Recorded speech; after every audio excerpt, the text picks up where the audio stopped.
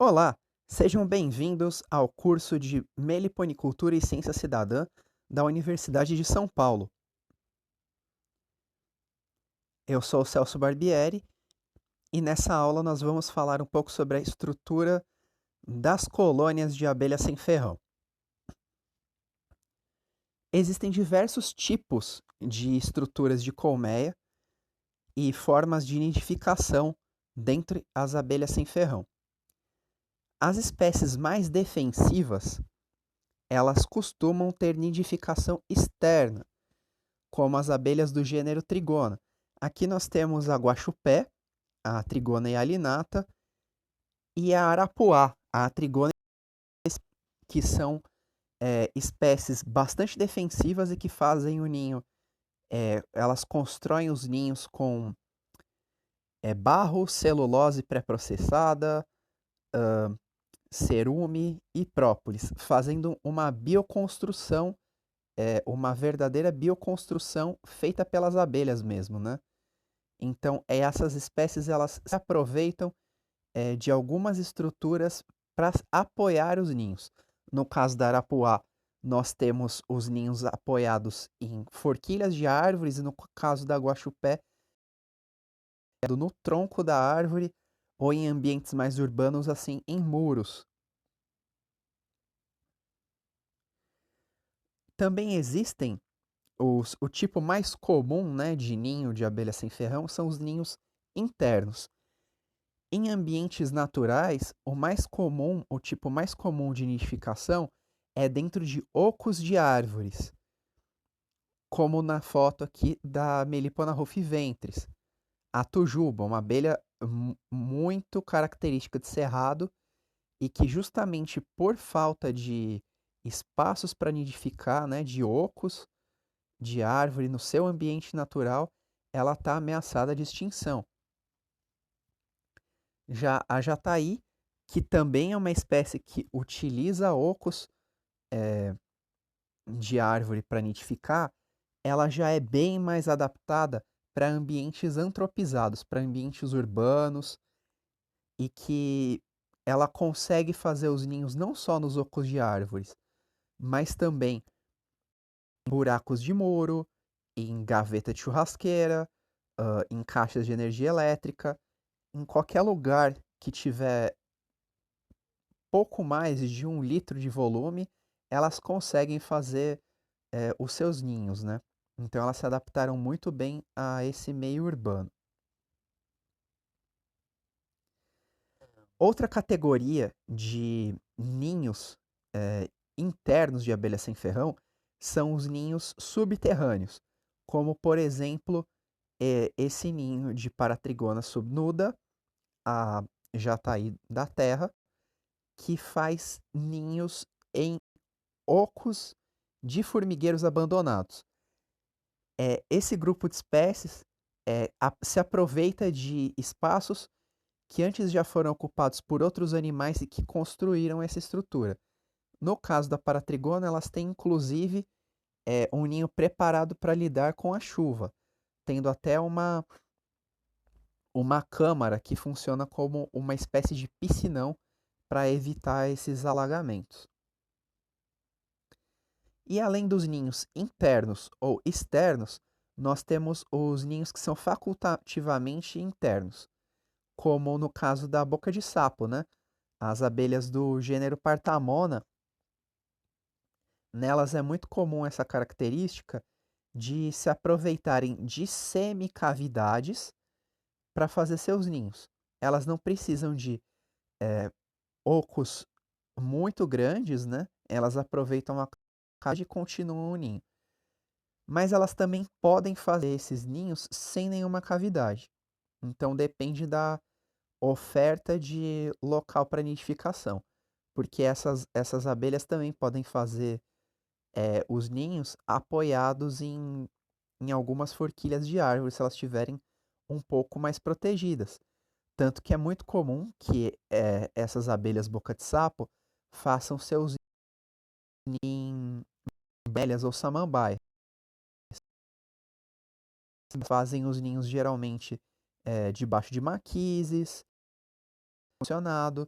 também porque elas gostam muito de coletar água para os seus ninhos nesses ambientes.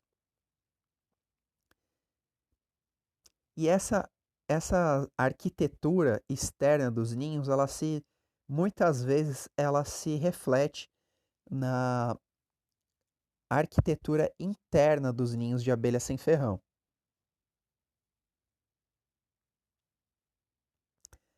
Como vocês podem ver aqui nessa ilustração, nós temos a estrutura interna de um ninho de abelha sem ferrão, que tem os batumes em cima e embaixo, né, que são como se fosse o teto e o chão do ninho. No meio nós temos os favos de cria, né, que podem ter diversos formatos, normalmente protegido por um invólucro de cerume. Esse invólucro ele pode ser um pouco mais duro ou um pouco mais flexível. Nem todas as espécies têm esses invólucros. E nós temos os potes de alimento, onde as abelhas estocam o pólen e o néctar. Aqui nós já temos uma foto de um ninho de plebeia droriana, a mirim droriana, com um ninho em formato de discos, né? Porque nas abelhas sem ferrão, a forma mais comum dos favos de cria é nesses discos sobrepostos. Ao contrário da Apis mellifera, a abelha com ferrão, que constrói os seus ninhos naqueles favos hexagonais, elas fazem esses favos de cria sobrepostos. E aqui a gente também consegue ver os potes de alimento. A gente tem o pote de mel, né? Esses potes de mel são feitos de cerume.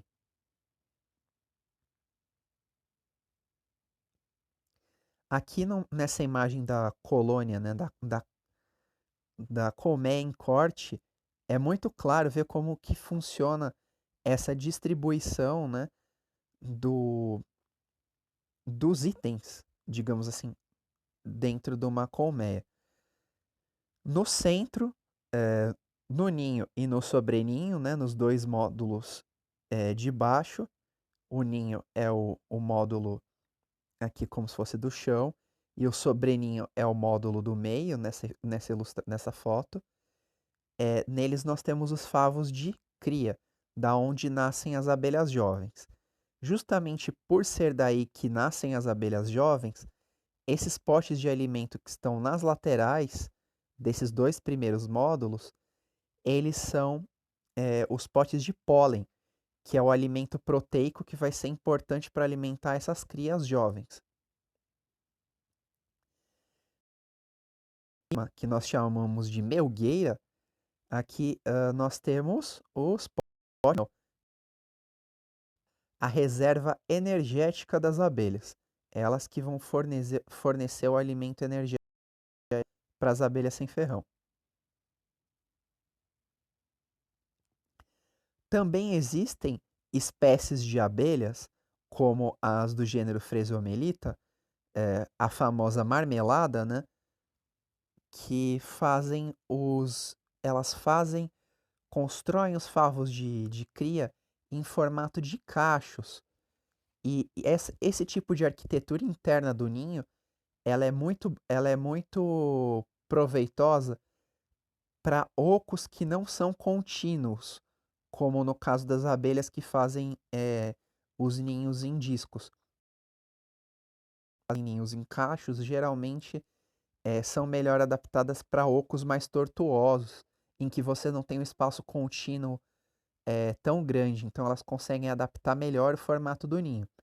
Mas elas também conseguem fazer ninhos em espaços contínuos, como dá para ver nessa foto aqui de uma outra colônia de Phresiomelita varia, a marmelada, né?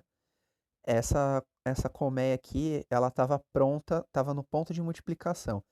e dá para ver muito bem os potes de pólen, aqui os potes de mel e os favos de cria no centro. Agora, o mais importante que a gente precisa saber sobre a estrutura interna e a organização do ninho é a questão do ciclo de vida e oviposição.